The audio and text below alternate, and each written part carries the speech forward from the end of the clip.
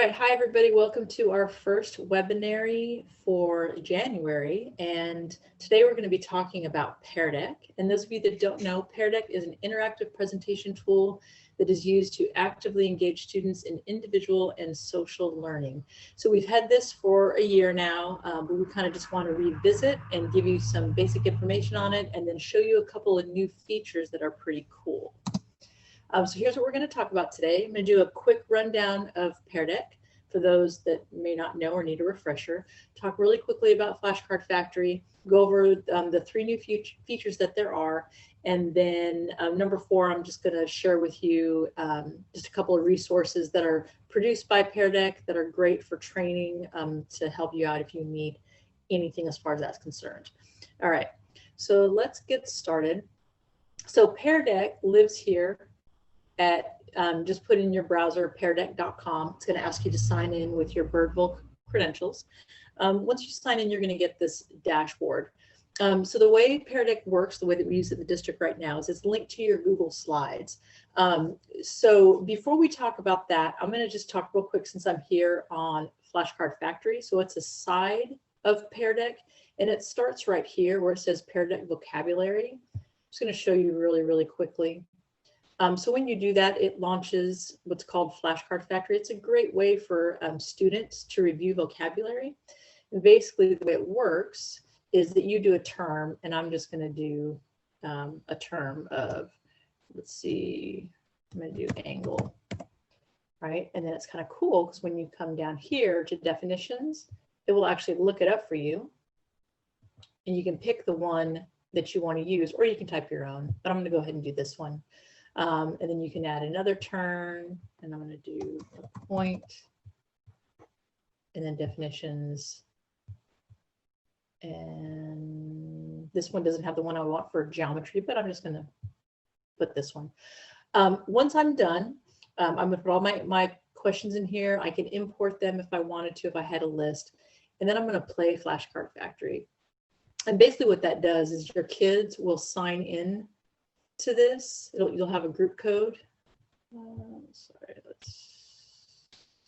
all right, I see it. So they're going to join here, and then what's going to happen is that it's going to split your kids into 2 groups. There's going to be 2 players on each group, and what's going to happen is they're going to get that vocabulary word, and one person is going to write the definition in their own words. The other one's going to do a picture. So it's just a way for them to review vocabulary in a kind of cool way. It's very cognitive because they're having to apply text and visual images to that.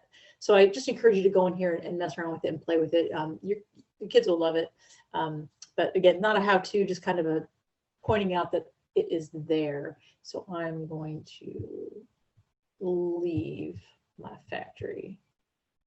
And then we do have not a tutorial, but on those resources, it'll give you a step-by-step way to do this. So just to kind of to show you that we have that, I'm going to go back to peardeck.com. It's going to make me log in again. Sorry about that.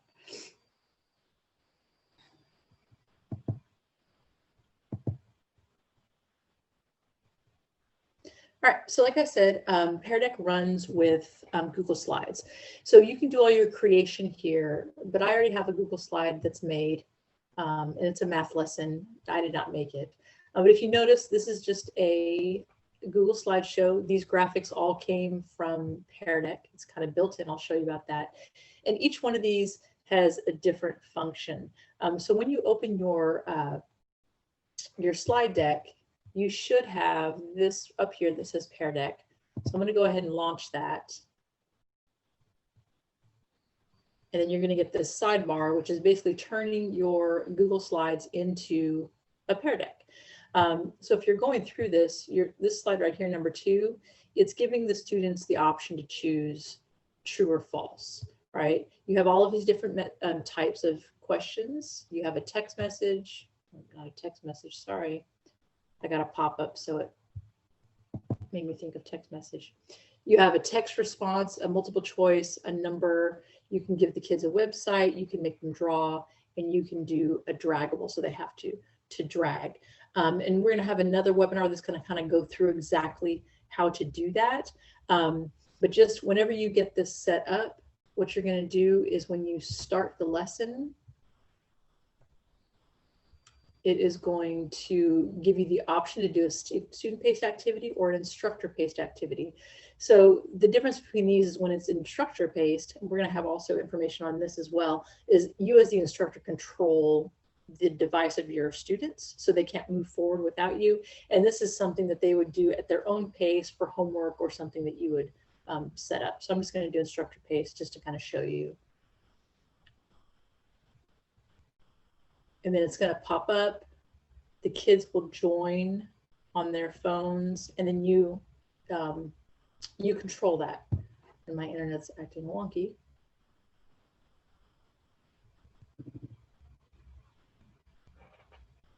All right, and you notice that I started this, and what's popping up here on the left is my teacher dashboard, which is one of the new features. Part of the teacher dashboard is one of the new features. So it's giving me this join code. Your students will join using this code. They go to joinpd.com and then enter this code. So I'm going to go ahead and close that. So this is my teacher dashboard, and we're also going to have another webinar that's more specific on this. But one of the new features of PearDeck, if you've been using this, is here is I can invite a co-teacher. So if I'm teaching a lesson, I can actually invite one of my cohorts to manage my teacher dashboard for me or with me. So I could actually add, I would copy this and send it to that person that I want them to be able to work this with me. So that's a feature that's new. The other feature, I'm going to close this, that they have just added, which is probably the most awesome feature, is this one, is that now you can add audio to your slides. We get so many questions on how do I add audio to slides. It's easy for the kids to see, and there's usually a workaround or something that you have to do. So if I'm doing this PearDeck here and I know that I have students that need things to be read to them, all I have to do is click add audio to slide. It pulls it up. You can record something you've already done, or if I just want to read the slide, I can come here and record. You might have to allow the first time. Quadratic functions that have a positive a value open downward. Select true or false. Right? So I'm going to save it, and I can listen to it. Allow the first time. Quadratic functions that have a positive a value open downward. Select true or false. Right, and I have these options, right? I could download the audio if I needed it. Then I'm just going to add audio to the slide. And what it does is just adds this little button that you can just click and drag wherever you want. If you use it all the time, you can just tell your kids, you know, the audio button is always down here at the bottom. So when they're on their devices and this question comes up, they can actually push that button and then it will read the question for them, which I think is awesome. And then the last one, the new feature on here is you can actually set it up to be anonymous. So when you're getting ready to start your lesson like I did, it used to just have this. So when you do these three buttons, you can turn this on or off. So if you just wanted to do something quick, have it anonymous, or you want to let people come in and do it that maybe don't have Birdville email addresses for whatever reason, you just toggle this off. And then that way anybody can join. They still have to have the username, not the username, sorry, the join code and all that kind of stuff. But that is something that you can just turn on and off. So it just gives you a little bit more flexibility. All right. So the last thing, and I will share this, is we have a Wakelet. I could do this. Should have this pulled up ahead of time. And we'll consistently add stuff to this. The great thing is that once we share the link, whenever we add something, you get that something new. So I have a PearDeck. And we're going to have all of our webinars on here. So I have them in order. So this is the first one. So it's telling you about the shared dashboard, the audio, how to do it. And then down here at the very bottom, they have the PearDeck trainings. So they're great recorded webinars, step-by-step instructions, the knowledge base that will walk you through exactly how to set up your PearDeck and how to use it in your classroom. All right, well, so I hope that overview was helpful for you guys, and those new features I think will be a great addition, especially the audio. I think that one's a game changer. Yeah, so if you guys have any questions, you can always reach out to any of your DLSs, me, Owen, Taylor, or Michael, and we are always prepared to help you out. All right, so as you can see, my fellow DLSs have joined me. We have Taylor Williams and we have Owen Nesbitt. Your name's Owen, not Taylor. Okay. So we're just going to keep waving. I was just saying hi because you said DLS, so okay. It was so ill-timed. Yes, and we're just going to have a quick discussion on kind of what I talked about. We're changing, you know, trying to make this a little bit more interactive and have a little bit more personality. So we figured that, you know, 3 heads at this point is better than 1. And when Michael's back, we'll have 4. But we just kind of wanted to have a discussion about, you know, PearDeck and things that I talked about, and maybe get some insight from them as far as their teachers and how they think that it will work and how it will benefit everybody. So what do you guys think? Well, one of the things that I love about PearDeck is, well, actually, there's 2 things.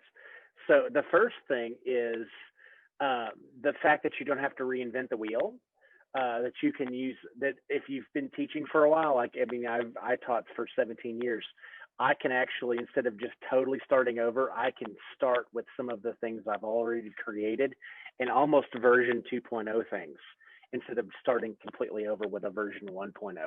And on top of that, what I like is if I have a bunch of lessons that I've made in slides or PowerPoint, what I can do is, and those things are typically one-way communication. I'm delivering information and the students are receiving it. This makes it a 2-way thing. Kids can respond back. So instead of just having a journal prompt that I would, in English class, a journal prompt that I would just sort of broadcast to my students, it turns into more of a question discussion format. So instead of asking a question that they would sort of write down and I would get the answers later whenever I check journals, I could throw that out and they could type the answers and I can see immediately the answers, and then a discussion happens, which is a higher level thing, a back and forth, than just a journal prompt. So that's my immediate takeaway. And I like that they can be quote unquote anonymous, right? Because yes. it helps that kid in the back that normally is not going to raise their hand. Is, you know, I know I was that kid where you're just sitting there like thinking like I agree or I don't agree, but you're afraid to say something. You get all sweaty and like you don't want to create strife, you know, but they can actually right. put your point. And obviously the teacher knows who they are, but their friend sitting next to them or someone that they're having issues with doesn't know who they are. So they're able to, you know, participate and not feel. Well, and to turn that up to 11 too, this is the perennial struggle as well. You always have the kids who are reticent to speak up, but then you always have, I mean, I always call them the knuckleheads, the kids who, if there was just an open forum, they would just, you know, they would type butt and fart and things like that just to see it up on the screen and get giggles from their classmates, right? And the cool thing with the teacher dashboard is I can go in and almost curate those responses that I show. So if I have a kid who's doing that, I'm not giving him the attention that attention he desires. I can maybe give him some attention in other ways, but I'm not giving him that negative attention that he requires. So I think the thing for me, I always used to use PearDeck. The student pace mode was great when it came on, but it was like going through a maze to find it. And now it's so easy right there. I think about entrance tickets, specifically in our scenario where a majority of our teachers have online and face-to-face kids at the same time, and you're trying to split yourself up to have an entrance ticket or an exit ticket that's self-paced. It's short, but it's engaging, right? It's what you were talking about, Owen, that it's not one way. It's not the students are just consuming everything, but you're able to give information, they're giving it back to you, and now you have data to determine where you're going to head next with your lesson, whether that's at the beginning of class and you see, hey, these kids do not know what a quadratic equation is, we need to work on this some more. Or if they do know it, you can say, okay, we're good, we're going to extend it, we're going to go deeper on this and find a different path. So that was the first thing that jumped out at me. Owen, when you think about English and adding audio to the slides, what pops out in your mind? I think, I mean, so many of the things that my teachers do and I did were read alouds. And because there's this idea that we can't gain reading fluency until we hear things frequently, so we could actually build in scaffolds, especially with, I don't know, something that's maybe in Middle English. I remember my senior year in high school, I had to memorize the prologue to the Canterbury Tales. But if I didn't know how to say those things, I would forever and perennially say them wrong, right? Shakespeare, that happens a lot too. There are pronunciations on different syllables. And those are integral into the beat, into the meaning of things. And so you can almost give an audio mentor text to things that kids are reading, which I think is kind of a neat opportunity. Yeah, this has nothing to do with English, but when my daughter was in high school and she would be rehearsing for her all region and stuff, her instructor would play, the excerpt on an audio recording and give it to her because, it was an involved process to do that, but just to listen and see how it's actually supposed to sound helps you when you're practicing. I mean, and I know fine arts uses this too, the same thing. It's like when you hear something, it embeds it and helps you, to understand it a little bit better, I think. Well, I think about the audio too as kind of being able to replicate yourself. We're big advocates of flipping your class and your lessons and things like that. How often do we go through a PearDeck synchronously where the question's up there, but then we have a lot of clarifying information that we're adding that's not on the slide. So now we can add that information into it. We could also add audio. Like I think about, if it was, some sort of history and, it's like, explain why George Washington made the choice to cross the Potomac at this point. And the kid's just sitting there like, I have no idea. Well, now here's this audio button and they click on that. And, hey, it's Mr. Williams again. Hey, remember, we discussed this when we did that project. Think about this as you're going along. So we can prompt more information for the kids and kind of be that support without actually physically being there, making it a little easier for the teachers as they're working through these lessons. Audio files. Oh yeah. So just to clarify, you're sort of adding clarifying details after the fact for the kids, for the benefit of kids that maybe accent or not synchronous. That's cool. Yeah, just you sometimes you need those hints, right? You ask that question to your face-to-face class and they just kind of stare at you. It's like, well, now instead of them, you've got however many percentages online face-to-face, and if they're working on it more self-paced, if you're blending, so I've got a small group I'm actually working with, they're self-paced. Now they have Mr. Williams in their ear offering up that hint for that question as they're working through it, which is pretty awesome. So here's an addition to that. When you said that, I just think it'd be kind of cool because kids are honest. They're more honest than you think they are, right? Like when you say grade yourself, and you'll have a kid that gives himself like a 70, and you're like, why did you do that? So anyways, so if you put a prompt up there, and let's say you had hint number 1, and I don't think you can put more than one audio, so I guess it wouldn't work the way I'm thinking. But let's just say if you could, hint number 1 or hint, and then the next slide could say, did you use the hint or not? just the kid keeping track of themselves and being like, oh, well, I used the hint this time, but I didn't use it, you know, the next time. Because most of them would be honest. You'd get the kid that would say, no, no, no. But most of them would be like, yes, I did. You know, I think that'd be kind of cool. I don't think you can change the text on it, but you put a little Well, arrow to it that says hint. if we wanted, if we went a little deeper, because you could manipulate and add the audio function from Google Slides into the slide as well. So you have the PearDeck audio and the Google Slides audio.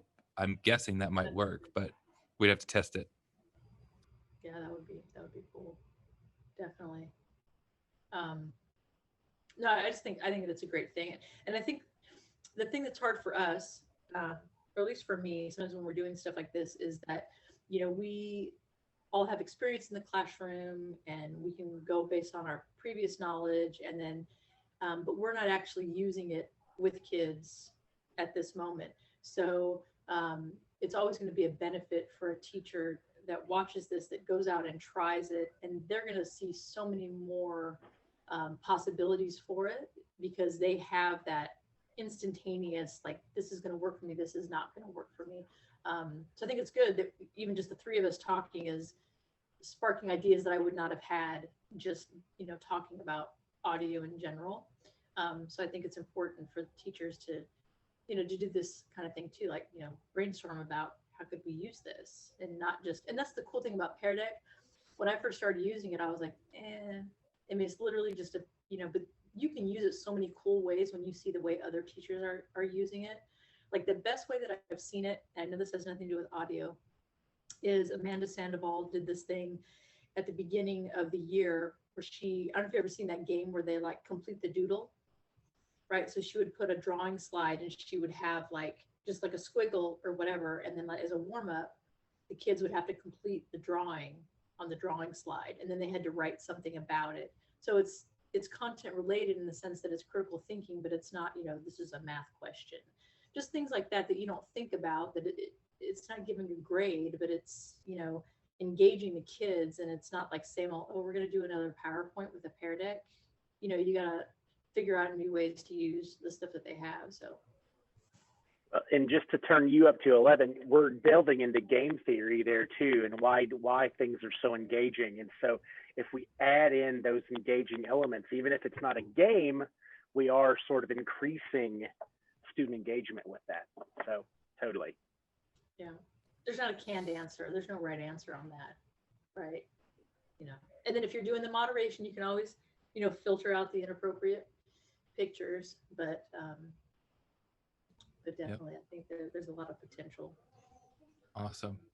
Well, like Trista said, the best thing to do is to try this out in your classrooms, and we're here, and we'd be willing to be in your class, or at least be remote, whatever you would need to help you get it going. And, you know, like Trista had shared, that other element of being able to add a co-driver, a co-pilot to your PearDeck. We'd be happy to do that with you as you're going through it, to help support you through the process. So thank you, Trista. Any final wise words from you? No, I mean, you can't break anything by trying. So, and also what I tell everybody is that, you know, you don't have to have a full-blown presentation. Try it, do 1 or 2 questions. I mean, it doesn't have to be a full-blown design element. Just, you know, give yourself a chance, and the worst that can happen is that it doesn't work, and then you just try again, and we're here to support. So